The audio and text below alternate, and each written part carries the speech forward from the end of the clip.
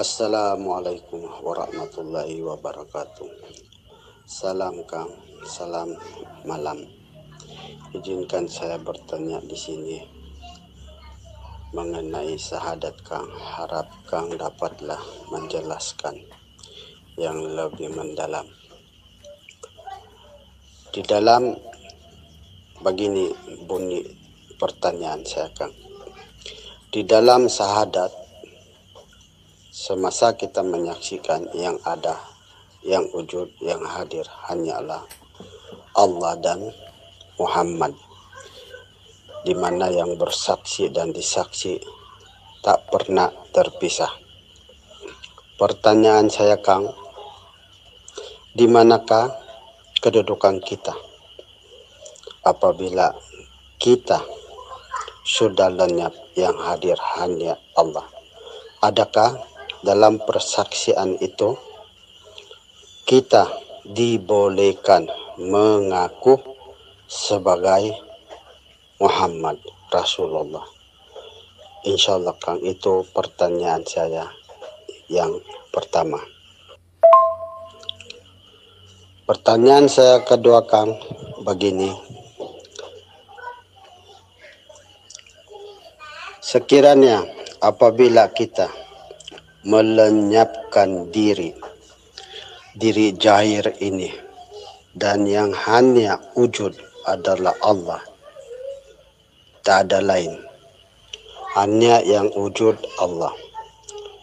Pertanyaan saya Kang, di manakah kedudukan kita semasa kita melenyapkan diri dan yang hadir hanyalah Allah? Adakah kita boleh mengaku sebagai Muhammad? Karena Muhammad dengan Allah tak terpisah, makna dia ahad. Jadi dalam hal ini apabila kita sudah melenyapkan, meleburkan diri kita, hilangkan kewujudan kita, hilangkan pengakuan kita sebagai Adam ataupun manusia, bolehkah kita mengaku dalam persaksian itu bahwa akulah Muhammad Rasulullah yang tak terpisah dengan nur Allah? Insya Allah Kang, itu saja pertanyaan saya. Ada dua soalan saya. Mudah-mudahan dengan izin Allah Kang dapat menjelaskan yang lebih mendalam lagi. Assalamualaikum warahmatullahi wabarakatuh. Waalaikumsalam warahmatullahi wabarakatuh. Terima kasih atas pertanyaannya Kang Gafir bin Ali Basah dari Malaysia. Bismillahirrahmanirrahim. Poin pertanyaannya, di mana kedudukan kita sebagai manusia ketika kita sudah bisa menyaksikan Allah, ketika sudah nyata persaksian bahwa hidup ini Allah. Itu yang pertama. Yang kedua adalah, bisakah kita mengaku menjadi sebagai Muhammad Rasulullah, badan-badan yang diutus Allah, badan-badan yang diperjalankan Allah, badan-badan yang dipergerakkan Allah, mulai sejak dari tanah hingga menjadi bayi yang suci sampai saat ini? Itu pertanyaan yang kedua. Bismillahirrahmanirrahim. Di manakah kedudukan manusia setelah manusia itu mengenal bahwa hidup ini Allah, bahwa Allah lah Tuhan semesta alam, bahwa Allah lah Zat yang maha menguasai seluruh ciptaannya. Di manakah kedudukan manusia ketika manusia sudah bermakrifat kepada Allah?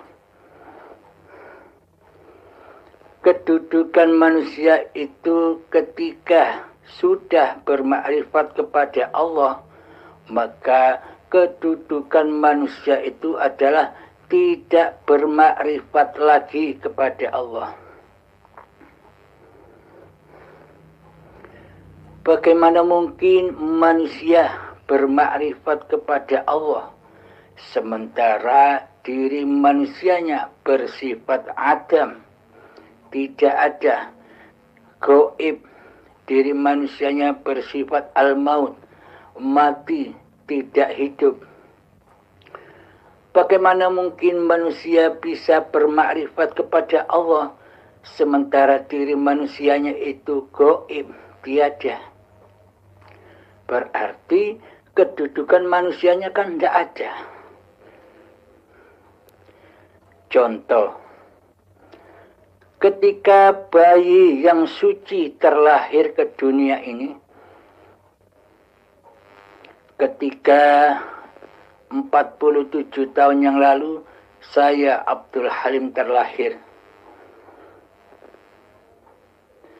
Ketika Abdul Halim terlahir 47 tahun yang lalu, di manakah kedudukan posisi Abdul Halim waktu terlahir sebagai bayi yang suci?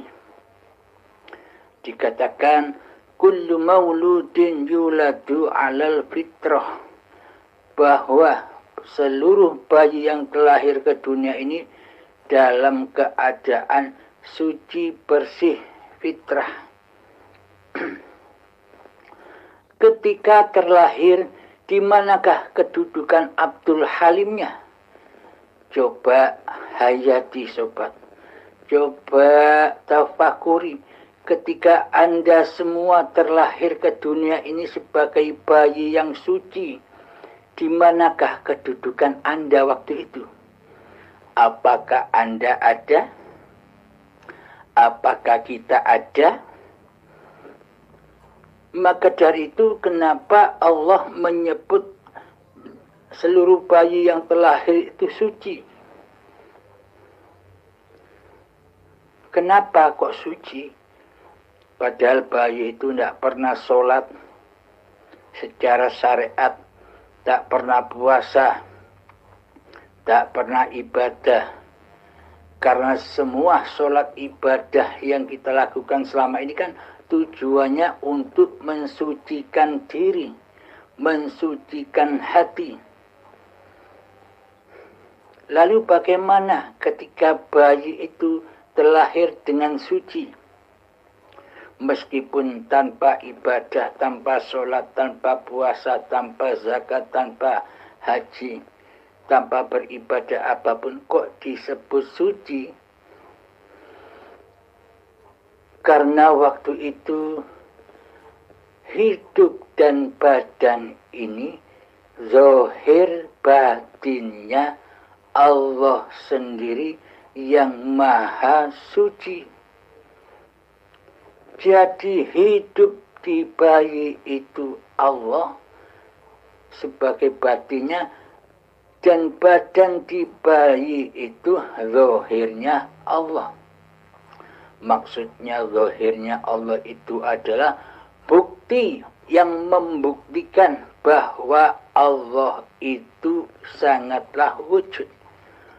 Badan-badan ini adalah sebagai bukti bahwa Allah itu nyata.